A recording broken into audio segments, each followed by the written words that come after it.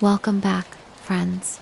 I know many of you tune in to these stories as you wind down for the night, letting them guide you into a peaceful sleep. Before you drift off, I'd love for you to do one small thing. Leave a comment telling me where in the world you're listening from and what time it is for you. I carefully select and bring you some of the most interesting cases, hoping to captivate your mind just enough before you surrender to your dreams. Story 1. The disappearance of Kaylee. Urban Oregona, tranquil city with a low crime rate. Campus security guards are a reassuring presence for the college town's 10,000 students. But what happens when a friendly face turns out to be hiding a deadly obsession? A missing student, a desperate man, and a multi-state crime spree is the story of the disappearance of Kaylee Sawyer. Now she kept screaming, and I just decided to silence her forever. Kaylee Sawyer had lived in the picturesque town of Bend, Oregon, all her life. She was from a large and blended family. When Kaylee was young, her parents separated, and both went on to remarry. As a result, she was the oldest of 5 siblings and the shining light of family gatherings.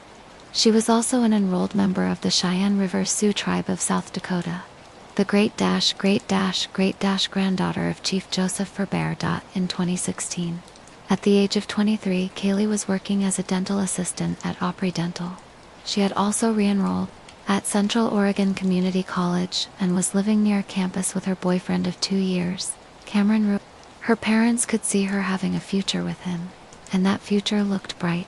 On July 23, 2016, Kaylee dressed up in a black dress and brown boots to attend a bachelorette party in downtown Bend. Her friends and boyfriend would later remember the green purse she had been carrying that night. When Kaylee headed out that hot summer night, no one could have predicted she would not return home. Several bars and a few drinks later, Kaylee's friends spotted her dancing with a man who was not her boyfriend. At 4 minutes past midnight, she contacted Cameron, asking him to pick her up. When he arrived, they fought in the car. Cameron was worried about Kaylee's reckless behavior. The day before, she had texted her father saying she'd been busy trying to figure things out, and that she was in a bit of a hole.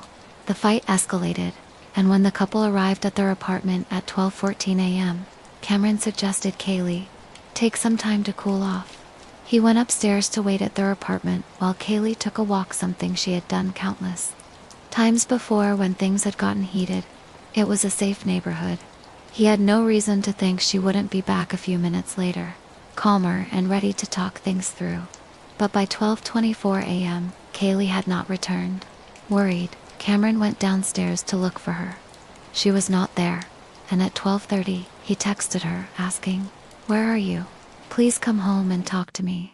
They argued over text for a while before he said, "Please don't do this to me. I apologize for being upset when I picked you up. I just drove up and down College Way really slow. I didn't see you and I didn't know where else to go. Just come back." He was searching for her desperately now, but she did not want to talk to him. Her last message to him at 1 a.m. read, "Are you kidding? Because that's BS. Goodbye, phone off." He replied, "Kaylee, please." Cameron did not find Kaylee that night. Despite trawling the roads near the couple's apartment, eventually he had to assume she was taking the night to cool off, reluctantly heading home. He expected to hear from her in the morning, but the reconciliation he was desperately hoping for was destined never to happen. On the morning of July 24th, Cameron woke up to Kaylee's side of the bed, still worryingly empty. At 9 a.m., he tried to call her, but she did not pick up. He went to her friend's house, hoping Kaylee had gone there to stay the night. Kaylee's car, a Subaru Impreza, was parked where she'd left it the day before, but Kaylee was not there. This was when Cameron decided to call Kaylee's parents. It was a Sunday, and Kaylee's father, Jamie, was in church when the call came in. He picked up, telling his wife afterwards, "Cam can't find Kay." There were no sightings of Kaylee all morning.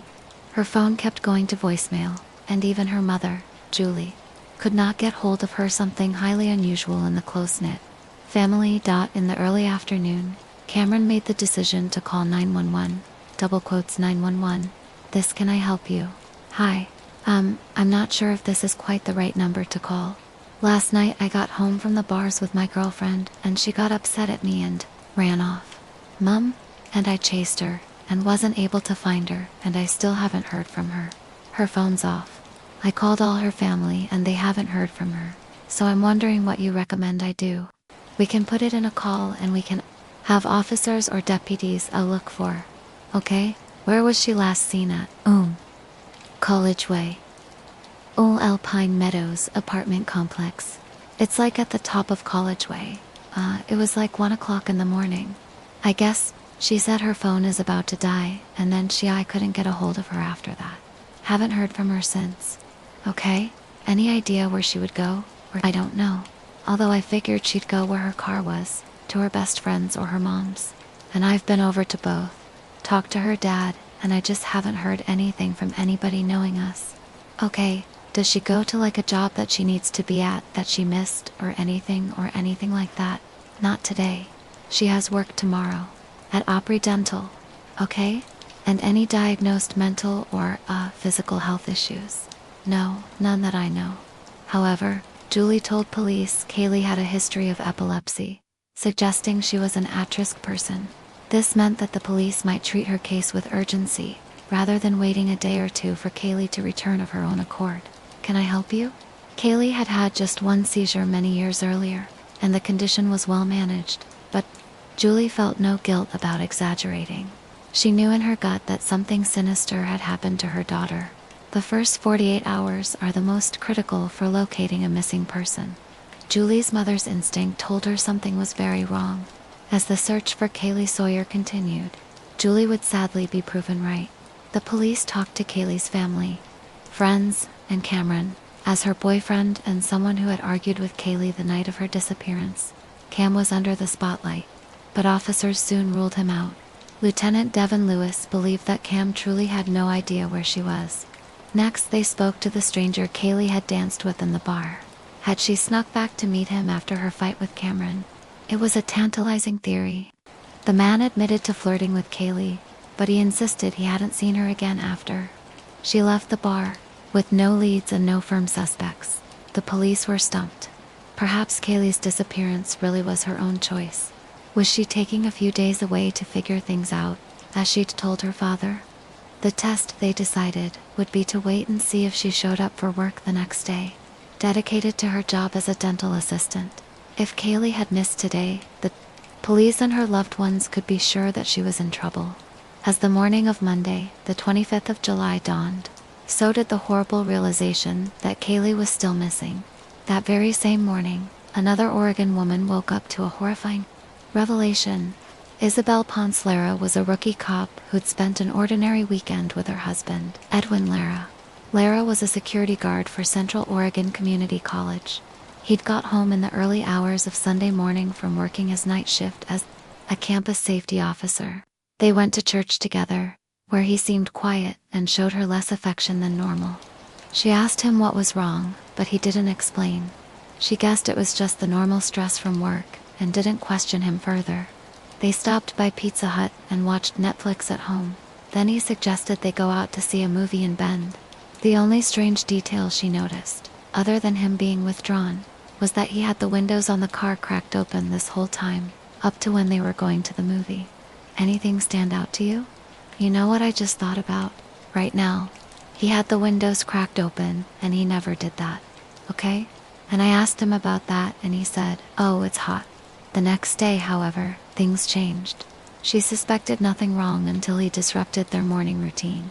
He painted a vivid picture of guilt and panic, describing to his wife a horrific accident. He claimed that he accidentally hit a woman with his campus security car. He had panicked and had hidden her body. Isabel was confused. Why would someone hide the evidence of a tragic accident? After he had confessed to his wife, Edwin took her service weapon and drove off, leaving her to worry that he might do something to hurt himself. At 11:52 a.m., on Monday, July 25th, she took her fears to the police. Following up on Edwin's claims, the police searched the couple's property. They discovered a trash bag of female belongings in Lara's shed, just as he had told Isabel. These included a green purse soaked in blood containing an ID card belonging to none other than missing woman Kaylee Sawyer. They also found bloodied clumps of blonde hair and a rock, also stained with blood. The police already had reason to doubt Lara's story, as his wife had. One lieutenant said, Some people leave the scene of accidents because they're scared, but they return a short time later or something like that. But that's not what Ed did. And here in Lara's shed was evidence to suggest his car was not all that he had hit Kaylee with. Red-stained rock was bagged as a potential murder weapon, and the disappearance of Kaylee Sawyer had suddenly become a murder inquiry. The main suspect was nowhere to be found, but in the shed was further evidence of the macabre and troubled mind that could have committed such a crime. Lara had studied criminal justice.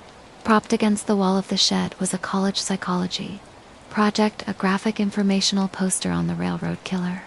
The railroad killer was a Mexican serial killer active in the 1990s. He was a drifter, hopping trains to avoid detection as he murdered at least 15 people across the United States and Mexico. Lara's poster was smeared with red paint to mimic blood spatter and handprints, along with graphic images of victims' bodies. The railroad killer's weapon of choice was whatever came closest to hand, including heavy rocks.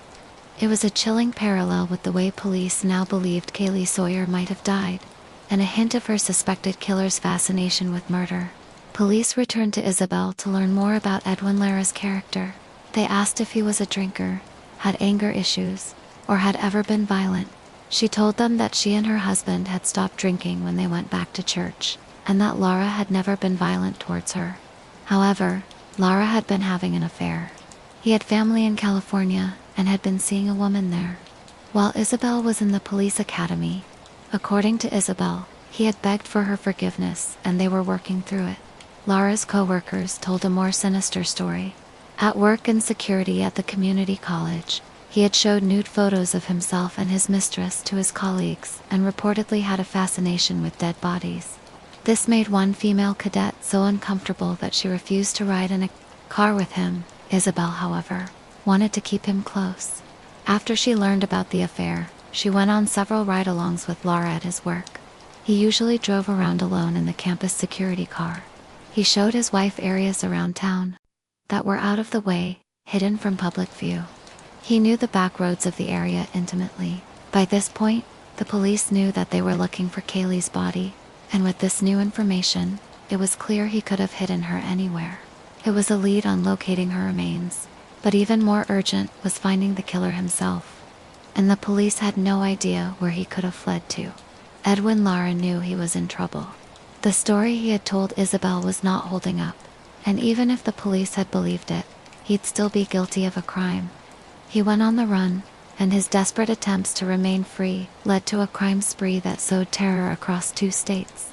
The first person to fall victim to Lara's murderous desperation was 19-year-old Andrea May. Andrea was working at a Ross Dress for Less in Salem, Oregon, a town a few hours northeast of Bend. At 8:45 p.m., after a 12-hour shift, she got into her car and relaxed for a moment on social media. She took a selfie to post on Snapchat and was reading a Facebook message from a friend when Edwin Lara decided to make her his next victim. Edwin was armed with his wife's gun, carrying a backpack, and wearing a bulletproof vest. He shoved his arm through the open window of Andrea's car and demanded that she'd take him where he wanted to go. At gunpoint, fearing for her life, she had no choice but to do as he said.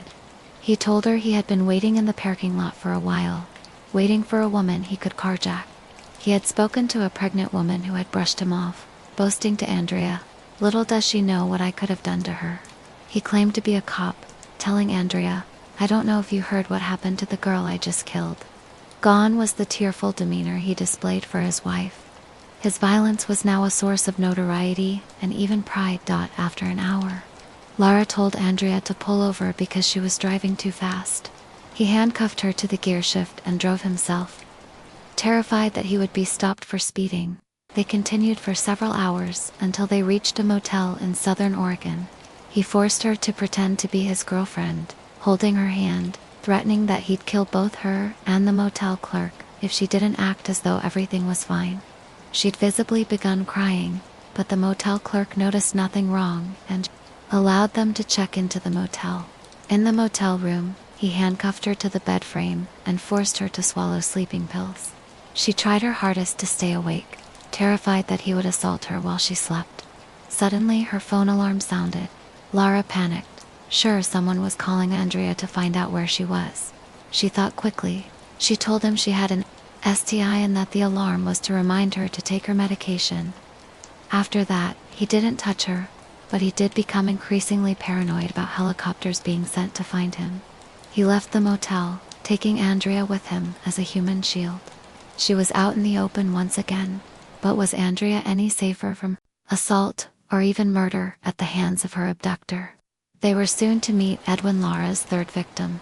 Andrea's car was leaking oil, so Lara decided they needed to steal a new one. In the parking lot of a new motel in Eureka, California, a wildlife photographer named Jack Levy was loading up his car, with his hostage Andrea in tow. Lara burst into Levy's room, demanding the man's car keys, but Levy refused, instead yelling for help. Desperate to avoid detection and with nothing left to lose, Edwin Lara shot Levy in the abdomen. As Levy fell to the ground, Lara fled with Andrea, dragging her on foot to a nearby gas station, in need of new wheels to continue his getaway. Lara targeted a family parked there, 17-year-old Nima Gimme and his grandmother and younger brother. Lara threw Andrea into the car and then carjacked Nima at gunpoint, saying, "Drive or I'll shoot." Nima, scared for the lives of himself and his family, drove. As they drove, Lara engaged his victims in a bizarre conversation. He asked them if they had ever had an urge to kill. He blamed his own urge for what he'd done. 15 minutes later, he released the terrified family, though Andrea remained in his grasp. His behavior became increasingly erratic. "All right, so that's all I wanted to say. You know, I am medical or ... Yeah, well, I think so.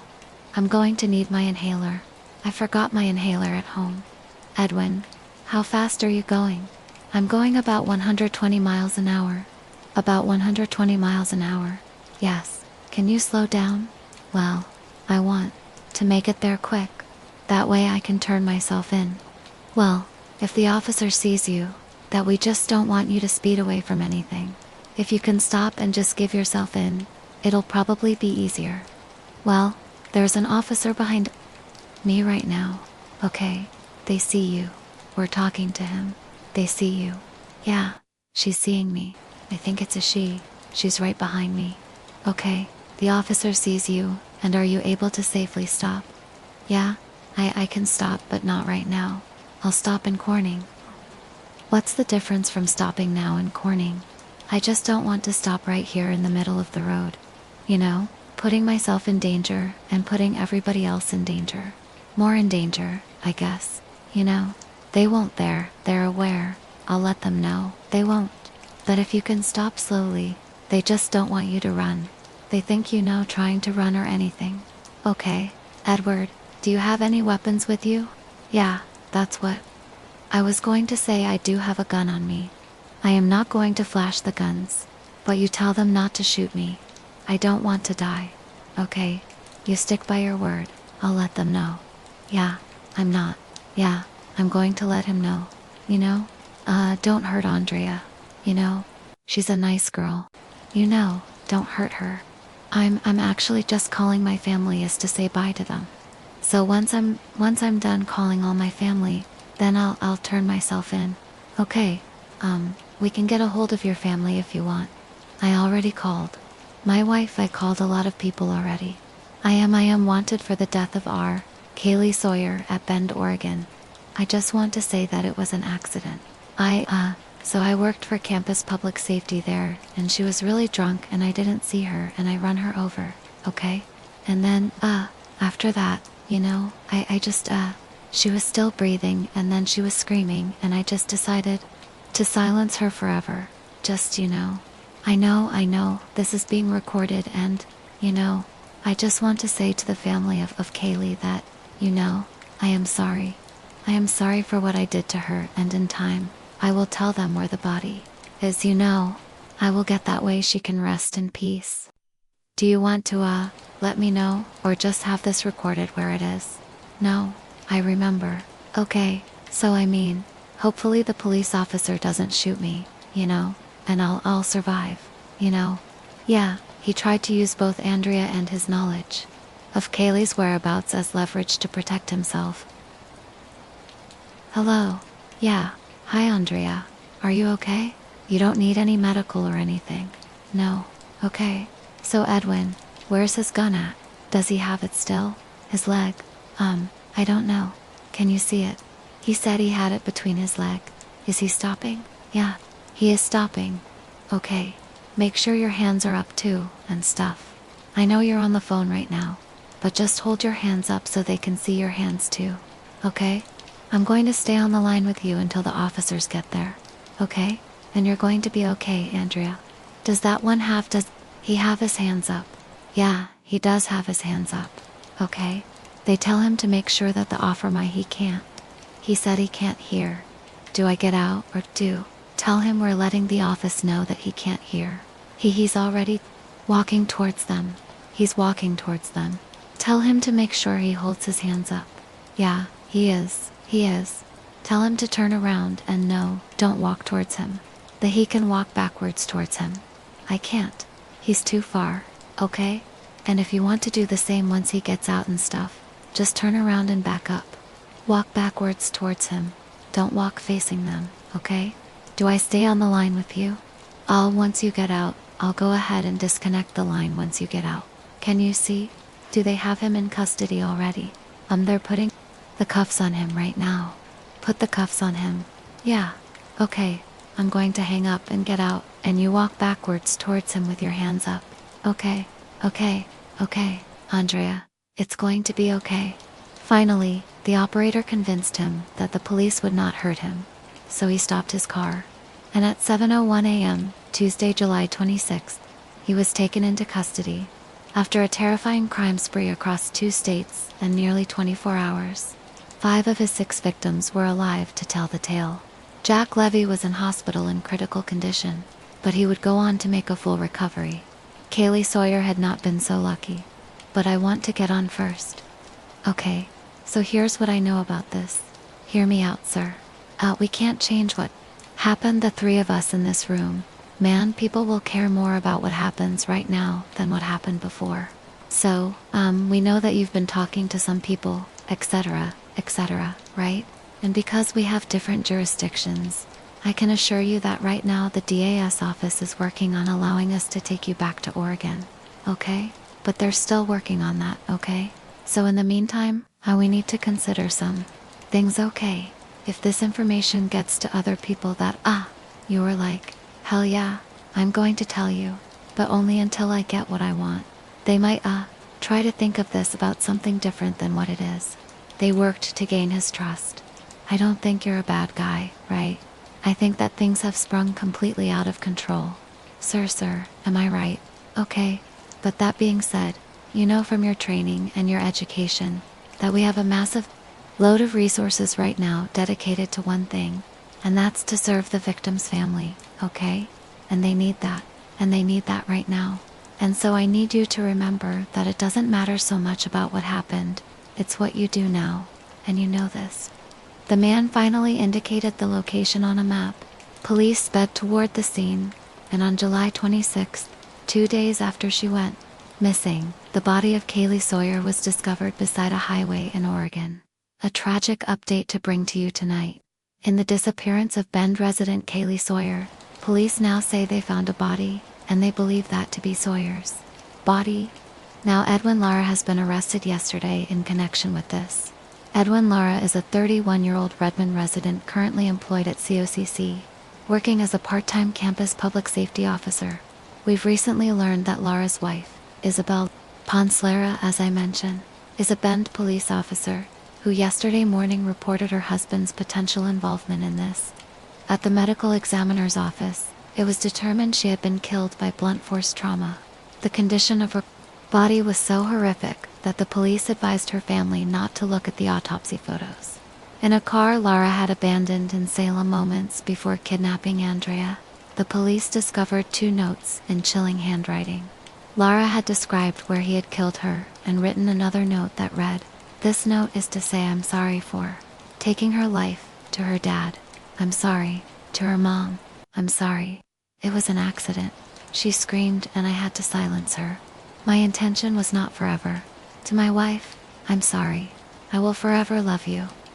The evidence painted a conflicting picture. He was unquestionably guilty of murder, but he was displaying pride as well as remorse for what he had done. The answers lay in Laura's police interview. First, he maintained the story he had told his wife, that he accidentally hit Kaylee, who was drunk. You know, I wasn't not in a hurry because I want to get out of it, and I was going to turn south of College, way on the D4 lot, so I was going to turn south on the area there, and I didn't. See her? She was wearing all black, so I was in a hurry, so it was my fault, and then I wasn't expecting anybody, you know? But then, so I turn, and I mean, I did hit her that hard. I just bumped her with the patrol car, bumped her with the front rack, and she fell down. And at first I thought, you know, first thing I was, oh, I killed her, you know, but I didn't hit her that hard. So I got off the car and she was really drunk. And then she looks at me, and then she started screaming. She started screaming, I knew she did. So I panic, and I just grabbed, but the detectives now knew this wasn't true. They kept pushing him for answers. He admitted to choking her to silence her. Then he admitted to assaulting her when he thought she was already dead. He was trying to paint a picture of panic and spontaneity, but the police knew better. So, a couple things you need to understand, and we're finally getting to the real problem here. We really are. Is you knew she was never getting out of the car the moment you shut that door. Well, let me finish. You need to let me finish, right? 'Cause I know this, okay? Because you said, we're a hooker. She's like, no, immediately. You go to, give me your purse and your phone. Well, I knew she wasn't going to get out. She wasn't going to survive that encounter, was she? No, because you can't wait and let her live, can you? And she can't make a phone call if you have it. You can't let her live, Edwin. We're missing something. Here, man. Look, yeah, I know what you guys are thinking, and it makes perfect sense. It does. Why would you ask for her purse? What was in your head that made you want her purse? Because, you know, just in case she had a gun, she could defend herself, in case she was going to use her phone to call 911. But listen to this. According to your story, this is where it does not make sense. If your intent isn't already there to do some kind of harm, or some kind of evil to her, some freaking evil that's there, bro, it's there. You just got to face it down, man. You can't cow away from it. You face that damn thing down right now. If you know the only way, if you don't have intent in her head, your thought is, I got to keep that phone away from her, 'cause she's going to call for help, before anything bad's even happened. You've already made a decision. Am I right or am I wrong? Tell me. So I made the decision that to silence her, to kill her. Let's be real. When you say silence her, you mean kill her. As I pray her, because when did you make that decision? When she started screaming 'cause she had seen my face, but you already grabbed her phone. You already kept her away from making a call for help or contacting someone. So you're already preserving yourself. So I'm thinking it's before. When you ask for the purse, I think you already know in your head, I'm going to silence her. I'm going to kill her. That's why else would you ask? So when she gave me her, like she had her phone, 'cause I knew her phone was back there. Like it just clicked on my head and I put her purse back there. Her phone is in there, you know? So I told her, give me purse. So tell me, exactly how you said, give me your purse. Say exactly how you said, okay? So I went, give me your purse. Just like that. Just like that. Okay. So she hands over the purse and I'm like, your phone is not in here. And she goes, yes, it is. So I start digging in the purse with this hand and I find the phone in there. So, and, you know, bar leave. But at this time, she's struggling with the door and I'm telling, shut up, shut up, shut up, you know. Why you felt relieved when you found that phone. You know why. Tell me why. She wasn't calling and she was never going to get away. Because she had seen my face, right? You started to see the face and you already knew what you were going to do. No, you were going to silence her. You already told, well, yeah. But why else would you grab her phone? Because from the moment that's when I knew that she wasn't a hooker, you know? And she's going to tell, she's going to say something. If I let her out of the car, she's going to go say, hey, you know, security guard or something. Throughout his crime spree, Lara had chosen his victims deliberately. Do you have dominion over a woman? Dominion, M-A-M, dominant is there. Anything about her life that means less than yours? No. Okay, but you told us earlier, when you were trying to carjack people in Salem, you wanted a woman who was weaker. Weaker woman because I knew a guy was going to fight me, and they don't want to kill anybody, right? So you have dominion. The police brought in a pastor to appeal to Laura's religion for a clearer confession. The sound that you heard after the strike of the first rock before you hit her with the second is agonal breathing, and you know this. It's a sound of life leaving your body. It's a sound of the life God breathed into her, leaving her and her life being no more, going away, being done. It's a sound of everyone loving her mourning. It's a sound of her blood crying out from the freaking earth, right? You know this. It's an Abel. No, you know what it is. You need to hear it though, okay? I respect you enough, Edwin, at this point that I have asked you for detail, and now I'm going to give you my own. Okay. Those are the cold hard facts. Does God still love you? Will he forgive you? Will he bring you back into his heart? Will he questions you have to answer for yourself? But the truth of the matter is that blood cries out, man, that her life is gone. It will never be replaced. The truth of the fact is this.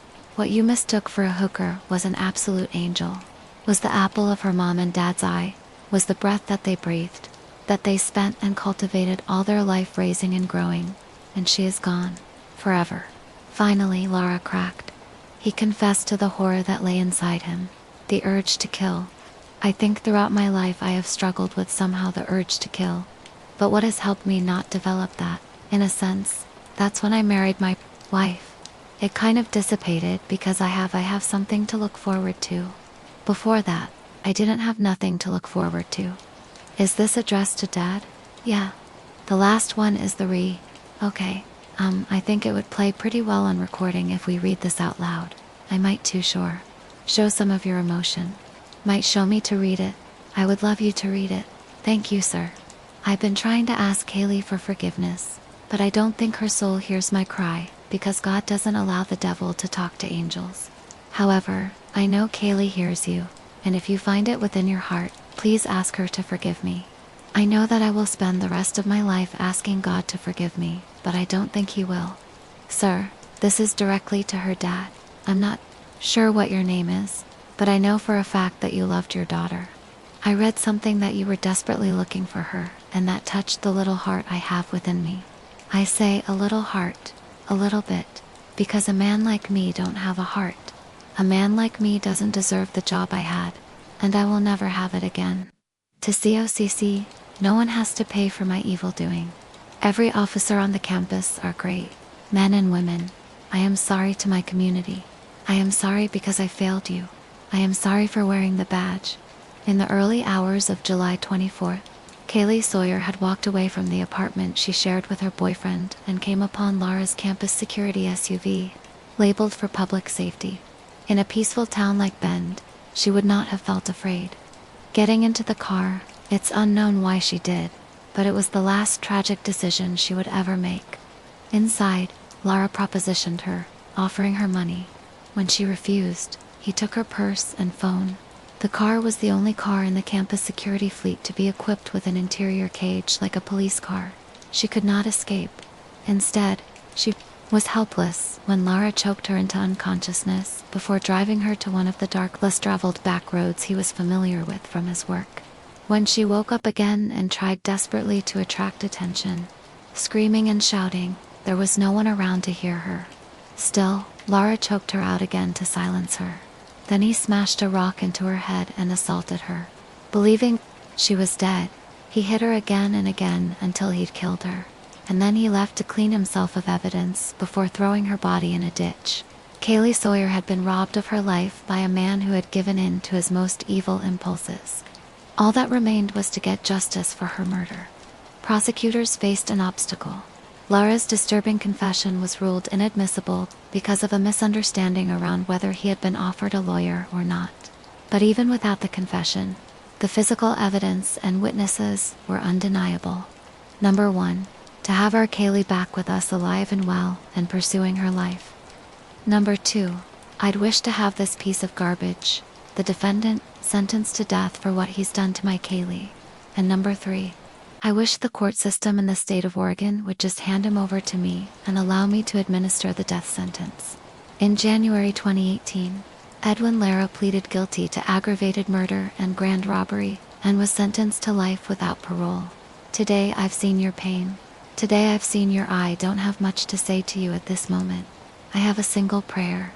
Something I would like to speak to whoever is willing to. God Almighty, who are in heaven, O deny. In 2019, he was handed a second life sentence for the kidnapping and carjacking of Andrea May. He had committed awful crimes without any reason, other than the urge to do it. Who knows what further evils he might have done if he hadn't been stopped by the efforts of Andrea, Isabel, and the 911 operator who'd convinced him to turn himself in. In 2019, the Oregon legislature passed Kaylee's Law. This law, campaigned for by Kaylee's family, was intended to ensure such a horrible fate could never befall another young person, trusting that campus security would keep them safe. Lara had displayed several signs that he was dangerous, and his employers had done nothing about it, allowing him to continue to drive the vehicle with which he posed as a police officer. Kaylee's Law ensures that campus security in Oregon can never be mistaken for police again, and that someone like Edwin Lara will not be in a position of trust, abused for the sake of murder. She was my first grandchild, and she's very special. Kaylee was a warrior, but like I said, at her memorial, she didn't carry a bow and arrow or tomahawk. She carried a smile, and she carried love, and that's the kind of warrior she was. What are your thoughts on this disturbing story? Did Lara truly feel remorse, or was it just an act? Let us know your thoughts in the comments below. Story 2. I noticed patches where the paint looked stretched, almost translucent. When I pressed my hand against it, I could feel a faint breeze coming through, along with the sensation that something on the other side was pressing back. Just curious at first, I dismissed it as normal house settling, perhaps moisture damage from the recent rainfall. The older sections of the house had always been prone to minor imperfections. Yet something about these particular spots drew me back, repeatedly. During quiet evenings, I found myself running my fingers across the wall's surface, tracing the borders where solid paint transitioned into this strange, thinning membrane. The first truly inexplicable incident occurred while I was reading in the living room. A slight movement caught my eye. The wall seemed to inhale and exhale, a subtle ripple traversing its surface. I approached cautiously, pressing my ear against it. A sound emanated from within. Not the expected hollow knocking of pipes or wood, but something resembling a distant whisper, words forming just beyond comprehension. I convinced myself it was merely the wind finding its way through cracks in the foundation. Yet, when I placed my hand on the spot again, the wall felt warm, almost feverish, compared to the surrounding areas. I withdrew quickly, but not before, feeling what seemed like fingertips grazing mine from the other side. That night, I dreamed of corridors that shouldn't exist, and rooms that inverted their dimensions when I turned around. I woke drenched in sweat, the sheets twisted around my limbs. The darkness of my bedroom seemed denser near the walls, as if it pulled their gathering substance. This is absurd, I told myself while preparing breakfast. Walls don't breathe, walls don't reach back.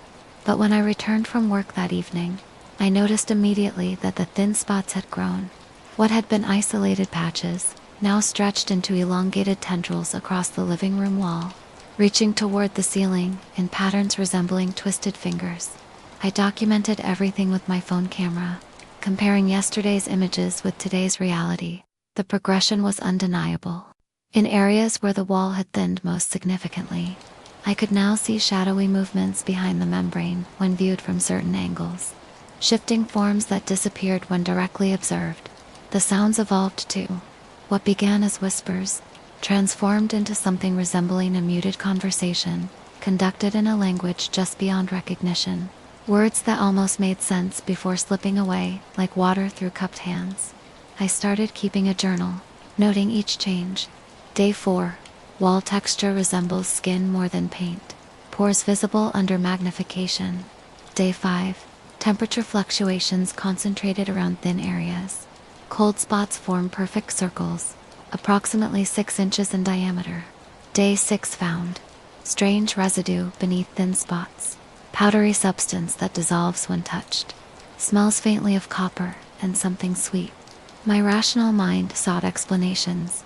Mold causing hallucinations, carbon monoxide leaking from faulty appliances, perhaps even some form of parasitic infection affecting my perception. I purchased detectors, had the air quality tested, even consulted a doctor who found nothing physically wrong with me. Meanwhile, the walls continued their metamorphosis. The thin spots now responded to sound, vibrating subtly when I spoke nearby. I began addressing them directly, asking questions and waiting in silence for responses that never quite materialized, but seemed perpetually on the verge of clarity. I set up recording equipment near the most active wall section.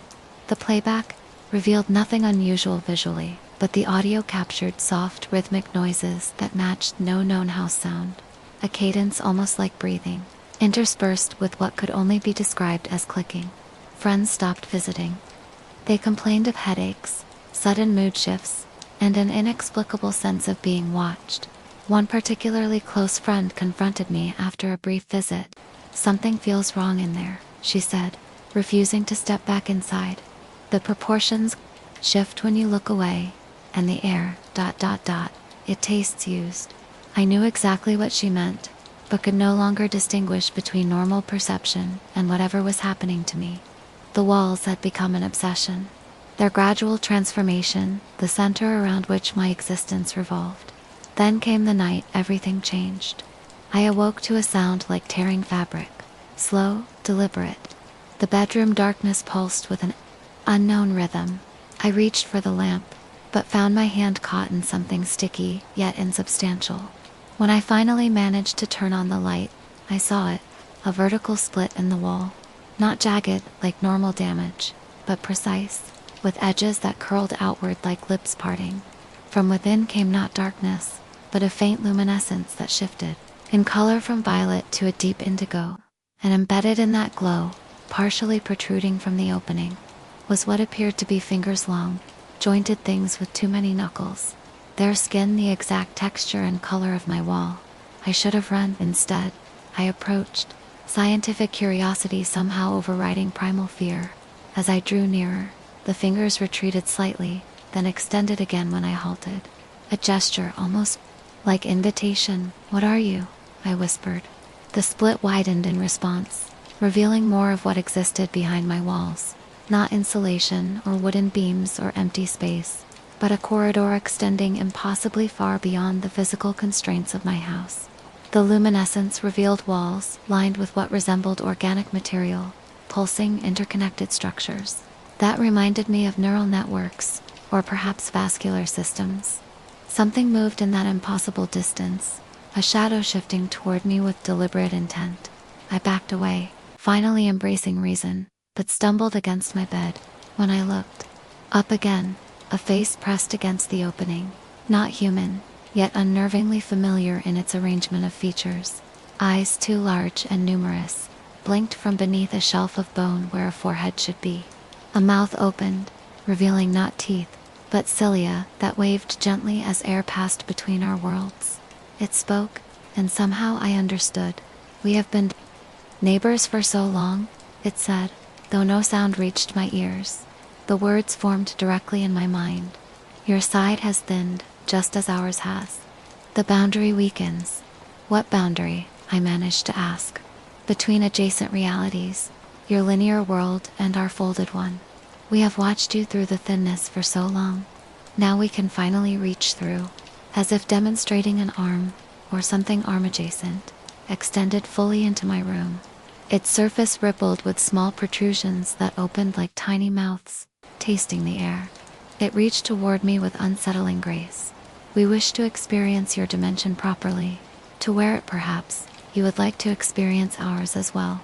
I retreated until my back pressed against the opposite wall, which now felt suspiciously soft against my shoulder blades. With mounting horror, I realized that wall too was developing the same translucent quality, small ripples running through it whenever I shifted my weight. "Your dwelling sits at a juncture. the entity continued. A rare overlapping. We have spent much effort weakening the partition. I fled the bedroom, racing through the house, only to discover similar splits developing throughout, in corners, along baseboards, spreading across ceilings. From each opening, similar appendages emerged, reaching with methodical curiosity toward anything living. My houseplants withered at their touch, collapsing into powder. The front door no longer led outside, but opened into another impossible corridor. Windows showed not the familiar neighborhood, but landscapes of undulating terrain beneath skies of wrong colors and geometries. I barricaded myself in the bathroom, the only room still seemingly normal. Using my phone, I sent desperate messages to anyone who might help, but the responses made no sense. Strings of symbols and fragments of languages I'd never seen. The bathroom mirror now shows something that resembles me, but isn't quite right. My reflection blinks independently, its movements slightly desynchronized from my own. Sometimes it presses its hands against the glass from the other side, head tilted in examination. The walls around me grow thinner by the minute. I can see movement behind the shower curtain, though when I tear it aside, only tile and porcelain remain. The boundary between realities continues to dissolve. Most disturbing of all, I'm no longer certain I want it to stop. Part of me, growing stronger each moment, feels an unexpected kinship with what waits beyond. I catch myself pressing back when something pushes against the thinning barriers, engaging in silent communication through a membrane separating incompatible existences. My skin has begun developing patches similar to the wall's areas, where it seems stretched and translucent. When I look closely, I can see something moving beneath, something not composed of blood and tissue, but of concepts for which I have no words. I write this account as evidence that I existed as a singular entity, once confined to one reality with defined physical laws. Perhaps someone will find these words and understand what transpired here. Or perhaps these walls will continue thinning throughout the world, boundaries dissolving everywhere as realities merge and contaminate each other. The entity spoke truth. We have been neighbors for so long, separated by walls that were never meant to last. Now those walls grow thin, and something vast awakens to the possibility of expansion.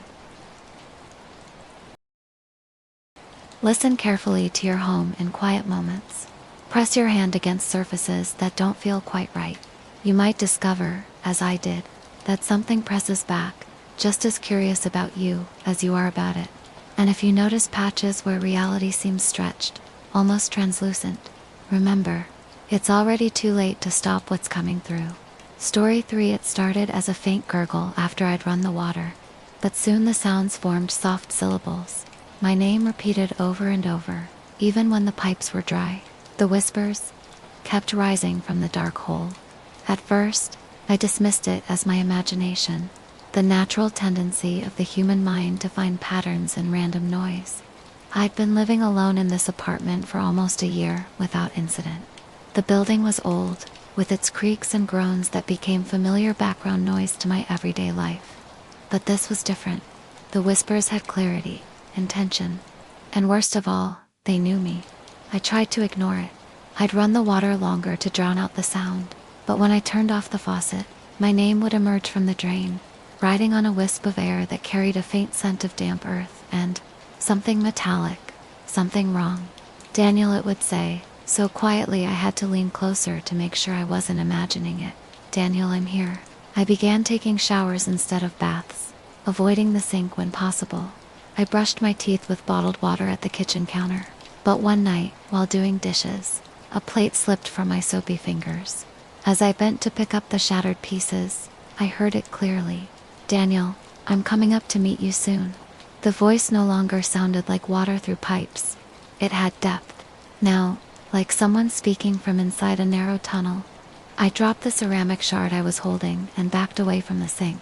That night, I covered the drain with duct tape and weighted it down with a heavy cookbook.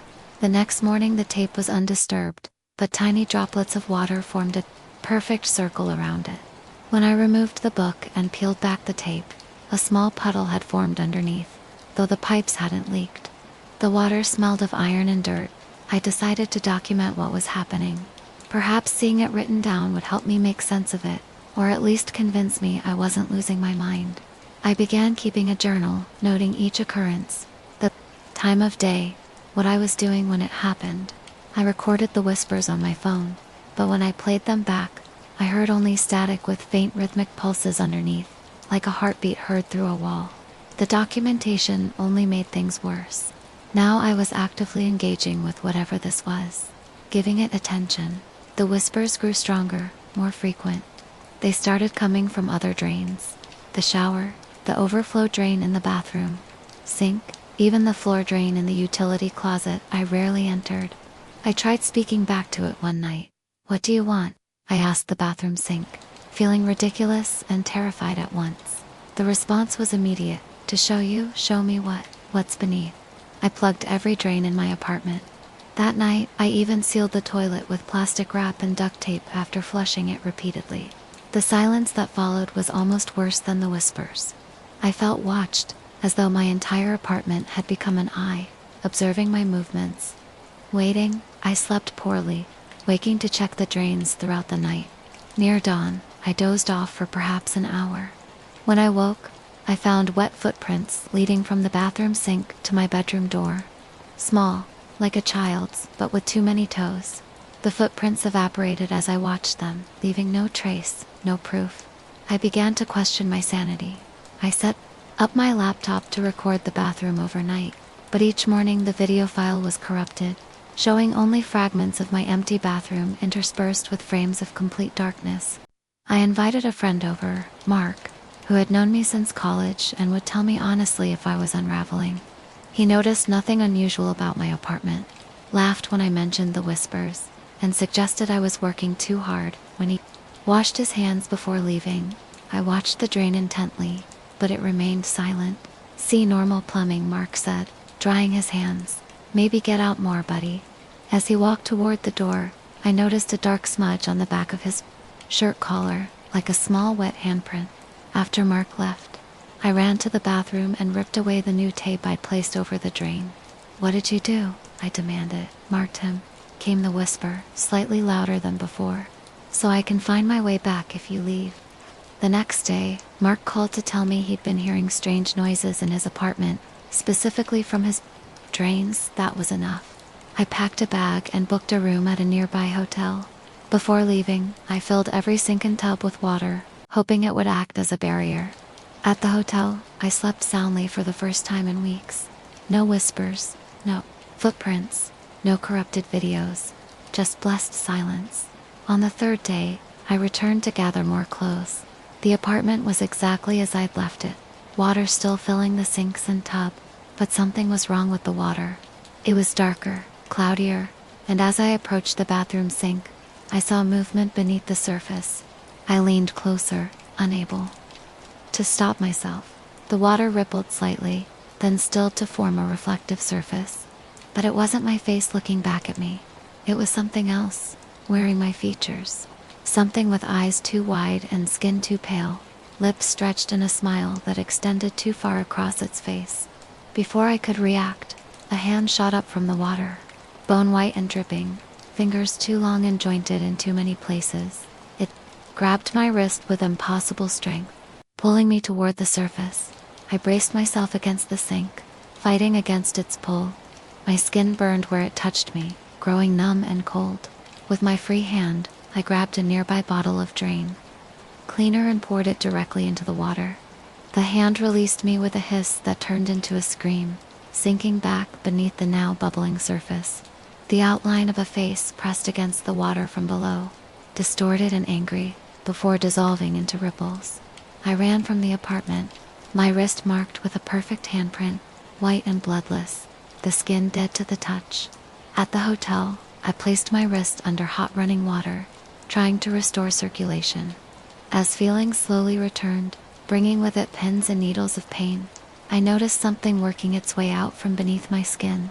Small, dark particles that washed away down the hotel sink. That night, I woke to the sound of wet footsteps on the hotel carpet, small irregular steps, moving toward the bathroom. I lay frozen, listening as the shower turned on by itself. Steam billowed from the bathroom doorway, carrying with it the smell of earth and metal. "Daniel," came the whisper, no longer from a drain, but directly behind me. I found you. I haven't used a sink or a shower since that night. I avoid all drains, all bodies of water. I move from place to place, never staying long enough for it to find me again. But sometimes, when I pass a storm drain or a puddle after rain, I hear my name whispered on a ripple. The mark on my wrist never fully healed. It remains cold too. The touch, slightly discolored. Sometimes I catch it moving from the corner of my eye. The fingers of the handprint flexing slightly when I'm not looking directly at it. And inside the mark, just beneath the skin, I can feel something solid, forming, growing, pushing outward. I know now what it meant by what's beneath. There's another world under ours, pressing against the membrane that separates us, looking for weak points. The drains are doorways, connections between here and there. And now, because of my curiosity, because I listened and responded, I've become a doorway, to let it spreading from my wrist now, the coldness moving up my arm, across my shoulder. Soon it will reach my throat, my mouth. I leave this account as a warning. If you hear whispers from your drain, seal it immediately. Don't listen, don't respond, don't let it mark you. Because once it knows your name, once it touches you, you begin to change. You begin to become like them. And more than anything, they want to come up and meet you. They want to show you what's beneath. Story 4. No matter where I stood, there was always an extra shadow cast above me, slightly taller, slightly distorted. I tried turning off all the lights, but in the darkness, I could still feel it hovering, stretching farther than it should.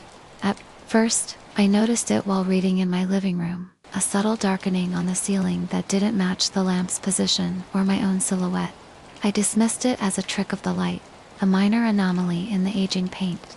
But when I moved to the kitchen for a midnight snack, it followed, this time more defined against the white plaster. The shadow had no business being there. The moon wasn't bright enough to cast such a sharp edge, and my apartment fixtures created predictable patterns I knew by heart. This was something else, something wrong. I reached up with my hand, watching my actual shadow respond correctly. Yet the second shadow remained static, unmoving despite my gestures. I took photos with my phone, but the images showed nothing unusual, just normal ceiling textures and expected lighting patterns. The camera couldn't capture what my eyes perceived. With increasing clarity, that night, I slept poorly, aware of a weight pressing down from above. The sensation of being watched intensified whenever I closed my eyes. My dreams filled with the feeling of being stretched upward, as if something was trying to pull my consciousness through the ceiling. I woke to find small items displaced throughout. My home, my coffee mug sat in the center of the dining table, though I distinctly remembered leaving it in the sink. My keys hung from a hook I never use. The bathroom mirror tilted at an unfamiliar angle. Subtle changes, easily rationalized as forgetfulness, yet collectively unsettling. The shadow had grown overnight. Now it stretched across nearly half the ceiling, its edges more defined, its presence more insistent. I found myself avoiding walking beneath it, taking awkward paths through my own apartment. This behavior felt ridiculous, yet instinctive, like avoiding cracks in the pavement or holding your breath in a tunnel. I began documenting everything, taking notes on paper, since digital records kept disappearing from my phone. I measured the shadow's dimensions with string and markers, mapping its growth across my ceiling. The results defied explanation. It expanded in patterns that matched no light source, following rules of movement I couldn't decipher. The neighbor downstairs complained about footsteps from my apartment during hours. I wasn't home. Pacing, she said, constant pacing back and forth, right above my bedroom. I apologized despite my absence, then examined my floors for signs of intrusion. Nothing was disturbed. Yet, upon returning to the living room, I found my careful shadow measurements had been rearranged, forming what looked like primitive stick figures across the ceiling. I invited a friend over, desperate for outside confirmation. Throughout his visit, the shadow remained perfectly still, behaving exactly as a normal shadow should. We talked, ate takeout, watched a movie. As he prepared to leave, he paused at the door. "Your apartment feels different," he said, colder, somehow. "Do you notice anything strange about the ceiling?" I asked. He glanced up, shrugged. Just needs a fresh coat of paint. Why? After he left, the shadow seemed to pulse with what I could only interpret as satisfaction. It had hidden itself, making me appear paranoid. That night, I woke to a soft scratching sound, not mice in the walls, but something dragging across the ceiling directly above my bed. I installed a video camera, set to record continuously. The first night yielded nothing unusual. The second night, the footage showed static for 6 minutes, precisely at midnight. The third night, I watched myself sleeping in the recording, but noticed my chest rising and falling at twice the normal rate. When I fast-forwarded, my sleeping form occasionally blurred, as if vibrating at high speed. The shadow now covered most of the ceiling, darker where it had first appeared. I began sleeping on the couch to avoid resting directly beneath the darkest portion. This provided little comfort, as tendrils of darkness crept down the walls during the night, retreating by morning but leaving faint traces like water damage. I tried covering the ceiling with white sheets, pinning them tightly against the plaster. By evening, dark spots formed on the fabric, spreading outward as if soaking through from above. I tore them down, finding the ceiling unchanged, yet somehow different, like a face with features subtly rearranged. The air grew thick with an unfamiliar scent, musty and organic. My breathing became labored, especially when standing directly beneath the shadow's center. Objects throughout my apartment developed a strange stickiness, collecting dust in patterns that resembled primitive symbols when viewed from below. I found myself speaking aloud when alone, first asking questions to the ceiling, then eventually responding to sounds that might have been answers. Low vibrations I felt more than heard, whispers that seemed to emanate from the vents, but formed no recognizable words. My reflection began changing, not dramatically, but subtle shifts in expression that lagged behind my movements. A slight delay when I smiled, eyes that remained fixed when I turned my head. I started covering the mirrors, only to find them uncovered again, repositioned to capture the ceiling's reflection. I discovered small scraps of paper tucked into books I hadn't opened in years. Each contained a single word, written in what resembled my handwriting, but with flourishes I never use: ascend, expand, embrace, dissolve, return. The words made my skin crawl, yet I found myself repeating them under my breath while cooking, showering, trying to sleep. They became a mantra I didn't choose, but couldn't escape. I began searching for patterns in the shadow's behavior. It expanded during wetter weather, contracted during dry spells. It responded to music, particularly low bass tones that made it ripple like disturbed water. Most significantly, it grew more active when I focused attention elsewhere, as if preferring to operate just beyond my awareness. One morning, I woke to find tiny black handprints on my arms and legs. Not bruises, but something like ash or charcoal that wouldn't wash away completely. They faded gradually over days, but new ones appeared whenever I slept deeply. I tried sleeping elsewhere, a hotel, a friend's couch. The shadow didn't follow immediately, providing brief respite, but upon returning home, it had always advanced, claimed more territory, developed new behaviors. It learned in my absence. My dreams became more vivid, filled with images of ceilings peeling back to reveal vast spaces beyond. In these dreams, I floated upward, passing through solid matter into a realm where shadow was substance, and gravity pulled in multiple directions simultaneously. I always woke gasping, tangled in sheets, damp with sweat. The final change began when I noticed my own shadow behaving strangely. It would lag behind my movements, or anticipate them, moving a fraction of a second before I did. When I raised my hand, my shadow's arm would extend slightly farther, fingers stretching unnaturally, long against the wall. I stopped looking at it directly, but this only accelerated the transformation.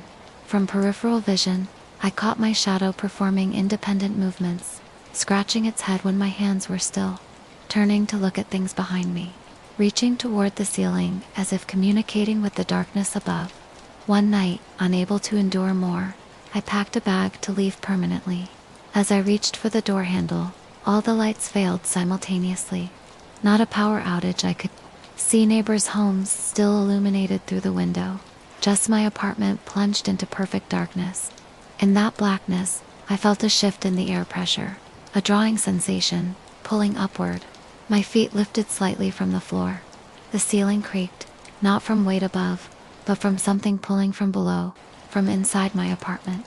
The apartment ceiling was being pulled downward, while I was being pulled upward, the space between us compressing. The darkness above wasn't a shadow at all, I realized. It was an opening, growing wider as whatever barrier separated my reality from another weakened. And my shadow, my distorted, elongated shadow, wasn't mimicking me. It was the projection of something else reaching through from the other side. Wearing my shape, but stretching it to fit its own dimensions, I fumbled for the light switch.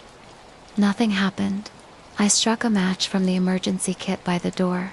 In that brief flare of light, I saw my shadow standing separate from me, facing me, no longer bound to my movements. Behind it, the ceiling had developed a texture like black velvet, pulsating gently. The match died. In darkness again, I felt fingers brush my shoulder from above.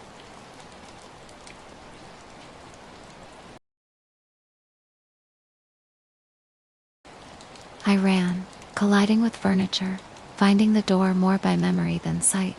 As I pulled it open, light from the hallway spilled in, momentarily illuminating the apartment. My shadow remained inside, watching me from the center of the room. As our eyes met, it smiled, a gesture I wasn't making. Then it looked upward, raising its arms toward the darkness on the ceiling, which descended like a curtain to envelop it. I fled, hearing the door slam behind me without being touched. I haven't returned. I live elsewhere now, in a place with high ceilings and abundant natural light. Yet, sometimes, in certain lighting conditions, I notice my shadow doesn't quite match my posture. Its edges seem sharper, its proportions slightly wrong. And no matter where I go, I find myself checking the ceiling, mapping its contours, watching for the first signs of an extra shadow forming above. Because deep down, I understand now. It never wanted my apartment. It wanted me. And darkness, I've learned, is patient. It doesn't need to chase. It simply waits for you to enter a room, flip a switch, and create the conditions it needs to reach through again. The ceiling developed a second shadow, but the shadow was never the invader. I was. Story 5. I reached for my jacket, fingers brushing past the row of hanging clothes, when something caught my peripheral vision. Deep grooves carved into the inner walls of my closet. The marks weren't old. Fresh splinters still hung loose from the wood. I ran my fingertips along one particularly deep channel. Whatever made them had fingers longer than mine. The discovery sent a chill across my skin. Despite the warmth of my bedroom, these marks couldn't have been here yesterday. I would have noticed them during my weekly cleaning ritual, a habit I'd maintained since moving into this house. The gouges appeared methodical, almost deliberate in their spacing. 5 parallel lines repeated in sets across the back panel, reaching up beyond where my hands could touch when standing on tiptoe. I pulled a chair from my desk to get a better look at the higher marks. They extended all the way to the ceiling, disappearing into the darkness above my closet's interior. A faint, unfamiliar scent emanated from inside, earthy and organic, like damp soil after rain, yet with an underlying sharpness that stung my nostrils. I'd never smelled anything like it in my home before. I backed away, leaving the closet, door wide open, as I searched for my phone to document what I'd found. The camera flash illuminated more details I hadn't initially seen. Tiny flecks of something, dark, lodged within the deepest grooves. I leaned closer, my breath catching as I realized they looked like fragments of blackened fingernails. That night's sleep evaded me. I lay awake, eyes fixed on the closet I'd firmly shut and pushed a dresser against. The darkness seemed to pulse around its edges, as if breathing. My mind cycled through rational explanations. Perhaps an animal had somehow gotten trapped inside while I was away at work. But no animal I knew had claws that could make marks so precise, so intentional. Morning arrived with weak sunlight filtering through my curtains. I approached the closet with renewed determination, armed with a flashlight and rubber gloves. I moved the dresser and swung open the door, bracing myself. Nothing had changed, yet everything felt different. The gouges remained exactly as before, but now they seemed to form a pattern I hadn't noticed initially. almost like primitive writing or symbols from some unknown language. I traced one sequence with my gloved finger, feeling an inexplicable familiarity with the markings. I spent the day researching scratch patterns online, looking through databases of animal claw marks and damaged wood patterns. Nothing matched what resided in my closet. As evening approached, I noticed something peculiar about my home. Shadows seemed to linger longer in corners, stretching toward the center of rooms rather than away from light sources. That night, I set up a motion-activated camera facing the inside of the closet. If something was creating these marks, I would catch it. I left a single light on in my room and tried to sleep on the couch in my living room, away from whatever presence might be lurking. The sound of the camera notification woke me, heart pounding. I checked the footage on my phone. The video showed nothing but darkness, yet the motion sensor had definitely triggered. I played it again, adjusting the brightness. There was a subtle shift in the darkness, a deeper shadow moving across the closet's interior. Not a solid form, but an absence of light that seemed to flow like liquid across the wooden panels.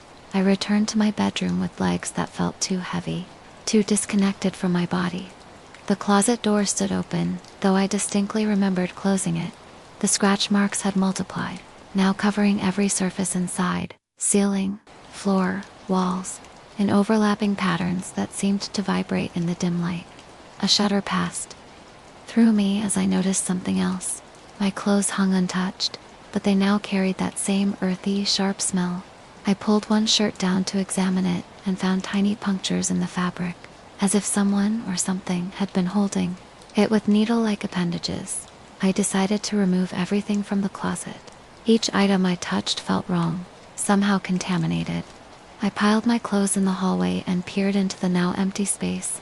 Without the distraction of hanging garments, I could see that the scratch patterns formed concentric circles, all centering on one spot on the back wall. My fingers moved on their own accord, pressing against that central point. The wood felt warm, almost feverish. I applied pressure, and, to my shock, it yielded slightly, as if the solid wall had become partially malleable. I jerked my hand back. Where my fingers had pressed, the wood retained their impression for several seconds, before slowly reforming to its original shape. This defied all physical properties wood was to possess.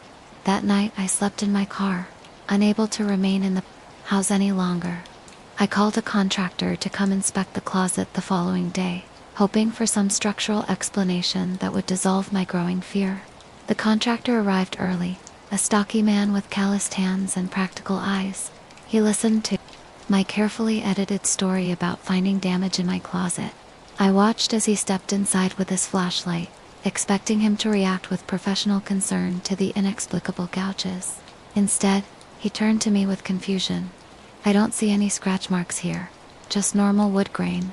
Your closet looks fine to me."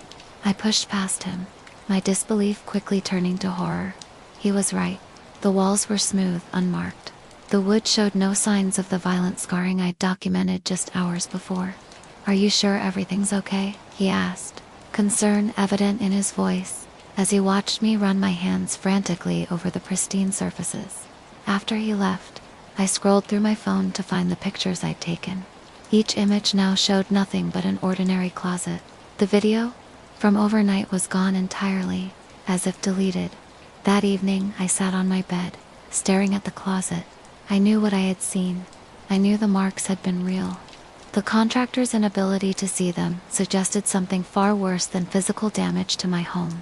That whatever was happening existed in a reality adjacent to, but separate from, the one others inhabited. I approached the closet again, this time with a knife. If the marks wouldn't reveal themselves to others, I would recreate them myself, proof that I wasn't losing my grip on reality. As I pressed the knife tip against the wood, ready to carve my own line, my reflection appeared in the glossy paint of the door. Except, it wasn't quite my reflection. The face looking back at me wore my features, but its eyes held an awareness that chilled me to my core. It smiled as I stood frozen, and raised a hand to the surface from its side. I watched in mute horror, as long, elongated fingers, far longer than human fingers should be, pressed against the boundary between us. The wood beneath my knife tip began to soften, yielding under minimal pressure. Not splitting like wood should, but parting like flesh. I dropped the knife and stumbled backward as the door began to pulse. The entire frame of the closet, contracting and expanding like something breathing. From inside came that earthy smell again, stronger now, mixed with the metallic scent of blood. A low sound emerged, not quite a voice, not quite animal, a vibration that resonated through my bones rather than my ears. I fled the house that night and checked into a motel, bringing nothing with me from home. I needed distance to think clearly, to decide what to do next. After a fitful sleep, I awoke with scratches on my arms, 5 parallel lines, evenly spaced. When I returned home days later, accompanied by a friend for moral support, the closet appeared completely normal. My clothes hung undisturbed. No smell, no scratches, no yielding wood. My friend suggested stress might be affecting me, recommended a therapist she knew. I agreed to the referral, though I knew what I had experienced transcended psychological explanation. That night, after my friend left, I approached the closet one final time. I placed my palm flat against the back wall and waited. The wood remained solid, unresponsive. Whatever had been trying to reach through had either given up or was waiting for me to lower my guard again. Either possibility left me deeply unsettled. I sleep in the living room now. The bedroom door stays locked. Sometimes, in the quietest hours before dawn, I hear faint scratching sounds from behind that door, the sounds of something methodically, patiently working its way through. Each morning, I check the closet. So far, the walls remain smooth, but I know better than to think it's over.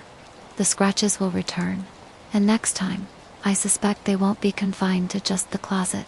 The contractor who saw nothing calls occasionally to check on me. During our last conversation, I noticed something that made my blood run cold. 5 small scars across the back of his hand that hadn't been there before. When I asked about them, he looked puzzled, as if seeing them for the first time. Must have scratched myself working on a project, he said with a shrug. Funny, I don't remember doing it. I didn't tell him that the marks perfectly matched the pattern I'd seen in my closet. I didn't tell him that whatever had found me might now be finding him too.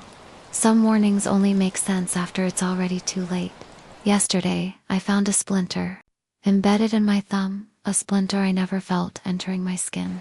Under magnification, it doesn't look like wood at all, but something organic, and still somehow alive, pulsing with microscopic movement. I should remove it, but something stops me each time I try. I think it wants to stay. I think it's listening. I think it's making more room inside. Story 6 at night. The glass showed more than just my reflection. A faint outline stood just over my shoulder, grinning. Every time I turned around, the room was empty, but the reflection lingered a moment too. Long before fading. I first noticed it during winter, when darkness fell early and my apartment windows turned into black mirrors. I was washing dishes when that odd sensation crept up my spine, the feeling of being watched. In the kitchen window, beyond my own tired face, I saw Ita's shadowy figure standing behind me. Head tilted slightly, corners of its mouth curved upward. I spun around, heart pounding against my ribs. Nothing. The kitchen stood empty, silent except for the soft hum of the refrigerator. Water dripped from my still soapy hands onto the linoleum floor. I laughed nervously, chalking it up to exhaustion and an overactive imagination. But then it happened again, the next evening and the next. Each appearance grew slightly more defined. What began as a vague silhouette gained features. A definite outline of shoulders, the subtle contours of a face, and that smile, always. That unsettling smile that seemed to widen with each encounter. I started documenting everything in a journal. The temperature in the room when it appeared, always several degrees colder. The faint smell that accompanied it, something like burnt matches and wet soil. The subtle static that seemed to emanate from nearby electronics. I recorded audio on my phone, capturing the barely perceptible white noise that intensified whenever the figure appeared. The rational part of my mind searched for explanations. Sleep deprivation, stress, a neurological condition causing visual hallucinations. I even researched the history of my apartment building, finding nothing remarkable beyond its age. The images started appearing in other reflective surfaces. Computer screens, the glass covering a framed photograph, the mirror. In my bathroom, though, there the figure always stood closer than in other reflections. I invited a friend over, hoping for validation. We sat in my living room as darkness fell, facing the large window overlooking the street. "Do you see anything unusual in the window?" I asked, trying to sound casual. She studied our reflections, then shook her head. "Just us." But I saw it clearly, standing between us, its face now more distinct, with deep-set eyes that never blinked. It placed a pale hand on my friend's shoulder, though she gave no indication of feeling anything. After she left, I covered all reflective surfaces with sheets and towels. I switched to plastic dishes. I turned picture frames to face the wall. For 2 days, I lived in my shrouded apartment, ignoring the buzzing of concerned messages on my phone. On the 3rd day, I awoke to find all coverings removed, neatly folded and stacked on my dining table. I began to test boundaries. I set up a camera facing a mirror, recording continuously. When played back, the footage showed only my reflection, even during moments when I distinctly saw the figure standing behind me. In one particularly chilling moment, my recorded self appeared to look directly at something over my shoulder and flinch. Despite no visible presence in the recording. The figure grew bolder. When I approached mirrors, now my reflection would sometimes move differently, a slight delay in mimicking my actions, a subtle change in expression. Once, while brushing my teeth, my reflection stopped mid-motion while I continued. It lowered the toothbrush, looked directly at me, and smiled that same unsettling smile I'd grown to dread. I screamed and smashed my fist into the mirror, sending cracks spiderwebbing across its surface. In each broken shard, the figure smiled back at me from a different angle. Sleep became nearly impossible. During brief moments of unconsciousness, I dreamed of dark corridors lined with mirrors, each reflecting something moving behind me, always just out of sight when I turned around. I moved my mattress into a windowless storage closet and slept with the lights on, yet sometimes I would wake to find myself back in my bedroom, facing the dresser mirror, with no memory of how I got there. The smell of burnt matches grew stronger. Electronics in my apartment malfunctioned constantly. The temperature dropped so dramatically that my breath fogged in front of my face. Even with the heating system at maximum. I began talking to it. "What do you want?" No response, just that widening smile. "Who are you?" Silence. But the figure seemed to draw closer in the reflection. "Why me?" At this question, something changed. The figure tilted its head, the smile faltering momentarily. As if considering, then, it raised one finger to its lips in a shushing gesture. That night, I woke suddenly, aware of a weight on the edge of my mattress. Opening my eyes, I saw nothing in the darkness of my closet hideaway, but I felt the depression in the mattress where something sat. The air smelled strongly of burnt matches and wet soil. I reached out, trembling fingers toward the indentation. As my hand approached, the temperature plummeted. My fingers touched something cold and smooth, like glass, but yielding slightly, like skin. I recoiled, scrambling backward until my back hit the wall. The weight shifted, the mattress creaking, as if something stood up, though I saw nothing in the pitch blackness. I sensed movement heading toward the door. The door opened, though I'd locked it, then closed again. Shaking, I fumbled for my phone and turned on its flashlight. The closet was empty. I examined my fingertips in the harsh light, finding them smudged with something dark and moist. The next morning, I found wet footprints leading from the closet to the bathroom mirror. They weren't mine. They were smaller, narrower, and seemed to shimmer slightly before evaporating before my eyes. Desperate for answers, I researched phenomena involving reflections. Ancient folklore spoke of mirrors as gateways. Scientific articles discussed psychological conditions causing misidentification of reflected images. Nothing seemed to explain what was happening to me. I stopped looking in mirrors altogether. I navigated my apartment with eyes downcast, avoiding windows and screens. But avoidance proved futile. The bathroom mirror called to me with an almost magnetic pull. Each night, I found myself standing before it with no memory of the journey. One night, as I stood mesmerized before the mirror, something changed. My reflection remained perfect for several moments, then smiled without me smiling. It raised its hand in greeting. I didn't move. It pressed its palm against the glass from the other side. Without conscious decision, I found my own hand rising, moving toward the mirror's surface. A voice in my mind screamed to stop, but my body refused to obey. As my fingertips touched the cool surface, my reflection's smile widened impossibly. The glass rippled like water. My fingers sank into it, the surface clinging to my skin like thick syrup. Cold spread up my arm. I tried to pull back, but something gripped my wrist from the other side, pulling me forward. My reflection's face changed, skin paling, eyes darkening. That grin stretching beyond human limits.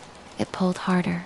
As I struggled, my arm now submerged to the elbow in the impossible physics of the mirror. With my free hand, I grabbed the edge of the sink, bracing myself against the pulling force. The mirror's surface bulged outward around my arm, stretching into the bathroom like melting glass. My reflection leaned forward, its face pressing against this membrane, features distorting. It whispered something, the sound seeming to come from behind me rather than from the mirror.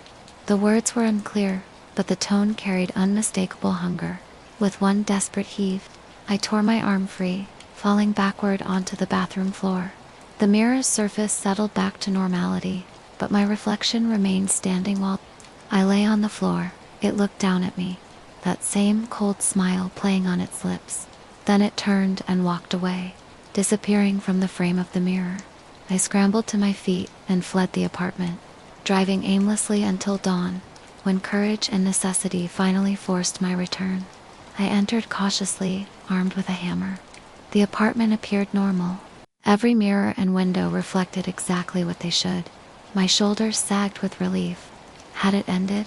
Had whatever doorway been open now closed? As days passed without incident, I cautiously resumed normal life. I still avoided prolonged eye contact with my reflection, but no strange figure appeared behind me. No unexplained cold spots or smells occurred. My electronics functioned normally. I began to sleep in my bedroom again, though I positioned the bed to face away from the dresser mirror. One morning I woke feeling oddly refreshed. For the first time in weeks, I'd slept deeply without nightmares. I stretched, enjoying the sensation of well-rested muscles, and made my way to the bathroom. Without thinking, I looked directly into the mirror and froze. My reflection looked back at me, perfectly mimicking my shocked expression, but something was wrong. The reflection wore a shirt I didn't own, its hair parted on the opposite side. And as awareness dawned, its expression changed from shock to that familiar, unsettling smile. I raised my hand to my face. The reflection did the same, but I felt nothing against my skin. Looking down at my actual hand, I saw it pass through my cheek as if through fog. The reflection, no, the real person on the other side, pressed their hand against the glass, no longer smiling but watching with cold calculation, and that's when understanding crashed over me. I wasn't looking at an entity that had invaded my world. I was looking at my world from outside it. Something had pulled me through without my realizing it. Something had taken my place. And now I was the reflection, the shadow figure standing behind someone who wore my face but wasn't me. Now, I'm the one who appears in glimpses. I'm the presence felt but not seen. I'm the cold spot, the burnt match smell, the static in electronics. I press against the glass, watching my body live my life. I follow it from reflection to reflection. I reach out, trying to reclaim what was taken. Sometimes I almost break through, almost grasp solid matter again, but the barrier holds. My replacement knows I'm here. Sometimes it smiles at me in mirrors when no one else is looking. Sometimes it whispers, "Your turn now." I've learned to manipulate this side of existence somewhat. I can move between reflective surfaces. I can create cold spots, affect electronics. I can even reach through briefly, though never enough to pull myself back. And I've discovered something else. I'm not alone here. Other figures drift in this in-between place. Some have been here much longer, their forms grown vague and distorted. They reach toward the living world with desperate fading hands. I watch, as my replacement lives my life, with my friends, my family. No one notices the subtle differences. No one sees how its smile never reaches its eyes. Every night, it stands before the bathroom mirror and watches me watching it. Sometimes it presses its hand against the glass, mimicking my pose on the other side. I've grown stronger. The boundary between us thins. Soon I'll find a way back through, and when I do, I won't be returning alone. Story 7. The floor was dry until I walked across it. Then each footprint left behind a dark, wet mark. I checked my feet. They were clean, but the damp spot stayed, slowly spreading outward as if something was following where I'd been. At first I thought nothing of it. My mind rationalized condensation from the air conditioning, perhaps a leak in the roof that had seeped through the ceiling. I even checked the soles of my slippers, convinced I must have stepped in something without noticing. Nothing. They were completely dry. The marks appeared only when I walked barefoot. With shoes, the carpet remained untouched. This peculiarity nagged at me, pulled at the edges of my thoughts like fingers tugging at a loose thread. I began documenting the phenomenon, taking photos with my phone. The images came out strange. The wet marks appeared darker on camera than in reality, with faint luminescent edges that weren't visible to my naked eye. "It's nothing," I whispered to myself, a mantra repeated while staring at the ceiling during sleepless nights. But the patches never dried. Instead, they faded gradually over days, leaving behind subtle discolorations like old stains that had been scrubbed, but never fully removed. My skin began to feel different, slightly tacky, as if perpetually coated with a thin film of something, sticky yet imperceptible. I washed obsessively, but the sensation remained, concentrated primarily on the soles of my feet. One morning, I noticed tiny red marks appearing on my heels and the balls of my feet, minuscule pinprick dots that itched fiercely for several minutes before subsiding. My doctor found nothing wrong. Dry skin, she suggested, prescribing a moisturizer that smelled faintly of chemicals, and did nothing to relieve the symptoms. The dampness started spreading, not just where I walked, but where I sat, where I slept. My sheets would be dry when I climbed into bed, but by morning the fabric around my body would be soaked through, while the untouched portions remained crisp and unwrinkled. I changed apartments. The phenomenon followed me. I bought a moisture detector, running it over the floors, the walls, my skin, normal readings everywhere, until I stepped away.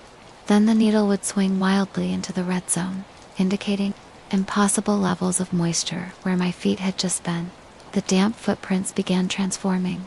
What started as simple moisture evolved into something more viscous. I noticed that if I walked quickly across the room, the marks remained relatively clear impressions of my feet. But when I stood in one place for too long, the dampness would seep upward, creeping around my ankles like tendrils. One night, awakened by a strange sensation, I found myself ankle deep in what looked like clear water, though it felt thicker, more substantial. Panicking, I jumped onto my bed, but the liquid didn't flow or splash as water should. Instead, it retracted slowly, like a tide pulling back, leaving no trace of wetness behind. People started noticing. A colleague asked why I was tracking mud into the conference room. I looked down to see dark footprints following my path. Others saw nothing when I tried to show them, pointing frantically at the floor. They exchanged concerned glances. I stopped, inviting friends over. How could I explain the damp patches that appeared wherever I lingered? The moisture detector that screamed silently with its red warning light. The strange, sweet smell that had begun to emanate from the marks. A smell like overripe fruit with undertones of something metallic. My skin grew sensitive to fabric. Cotton felt like sandpaper. Synthetics burned against my flesh. I began wearing the softest materials I could find, but nothing eased the discomfort. I recorded sounds in my apartment during the night.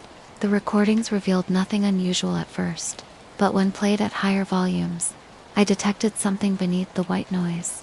A rhythmic pulsing, almost like a heartbeat, but slightly arrhythmic, with occasional interruptions that sounded disturbingly like inhaled breaths. The dampness developed a pattern. It would intensify during periods of emotional distress and subside somewhat when I was calm. I experimented with meditation, finding that 20 minutes of focused breathing could temporarily reduce the phenomenon. but the effect never lasted. The moment my mind wandered back to anxiety, the moisture returned with greater intensity. My dreams changed. In them, I waded through clear liquid that rose higher each night. Strange shapes moved beneath the surface, not solid enough to be creatures. More like concentrated areas of current, purposeful in their movements. They circled my legs, brushing against my skin with what felt like curiosity. I became obsessed with documenting every aspect of the phenomenon. My phone filled with photos and videos. I kept journals detailing the intensity of the dampness, its patterns, the sensations on my skin. I mapped the apartment, noting areas where the moisture appeared most rapidly. The liquid began leaving residue, a thin, clear film that when dry glistened like snail trails in sunlight. I collected samples in small glass vials, but when I tried to have them analyzed, the residue had vanished, leaving behind only ordinary water. My skin started changing texture. The soles of my feet developed a slight translucency, the network of veins beneath more visible than before. When pressed, the skin would yield more deeply than normal, taking longer to spring back. The building manager received complaints about water damage in the apartment below mine. An inspection revealed nothing. No leaking pipes, no signs of flooding. Standing in my perfectly dry kitchen while he examined my equally dry bathroom, I felt a drop of moisture travel down my spine. I installed dehumidifiers in every room. They filled with water within hours, yet the humidity readings remained normal.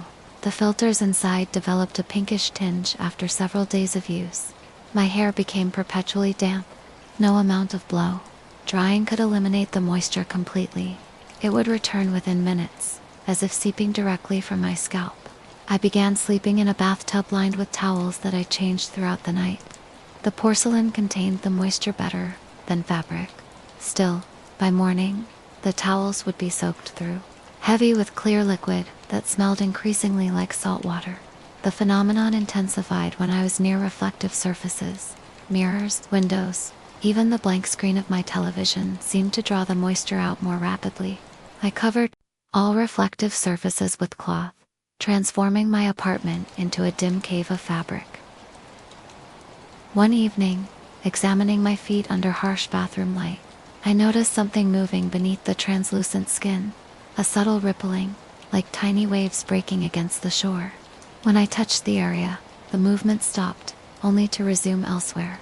The sound recordings evolved. The rhythmic pulsing developed complexity, patterns within patterns that almost resembled language. I spent hours listening, trying to discern meaning from the liquid syllables. My dreams grew more vivid. The clear liquid now filled entire landscapes, with distant mountains rising like islands. The current shapes had grown larger, more defined. They no longer merely circled, but reached toward me with appendages that dissolved upon contact with my skin, leaving behind the same tacky sensation I felt while awake. I began to wonder if the phenomenon was trying to communicate. When I spoke aloud, addressing the dampness directly, the moisture patterns would shift, sometimes forming symmetrical designs across the floor that held for several minutes before dissolving back into random puddles. My body temperature dropped. Doctors found no medical explanation for why I ran consistently 2 degrees cooler than normal. My extremities felt perpetually chilled, yet I rarely shivered. The liquid gained viscosity. What once evaporated over days now remained pudding-like in consistency. It clung to my feet as I walked, stretching into thin strands before breaking, and snapping back to the main mass. I discovered that certain sounds affected the phenomenon. Low-frequency tones caused the liquid to vibrate visibly. High-pitched sounds made it retreat temporarily, only to return with greater intensity once the sound ceased. My reflection began to waver in mirrors, as if viewed through running water, even when the mirrors themselves were perfectly dry. Sometimes, if I looked quickly enough, I caught glimpses of something else, superimposed over my features, something with proportions slightly askew. The moisture responded to music. Classical compositions caused it to form spiral patterns. Bass-heavy electronic music made it pulse in rhythm. Folk music with strong vocal components caused it to rise into column-like structures that swayed with the melody. My sense of taste altered. Everything carried undertones of salt and minerals. Water tasted thick, almost syrupy.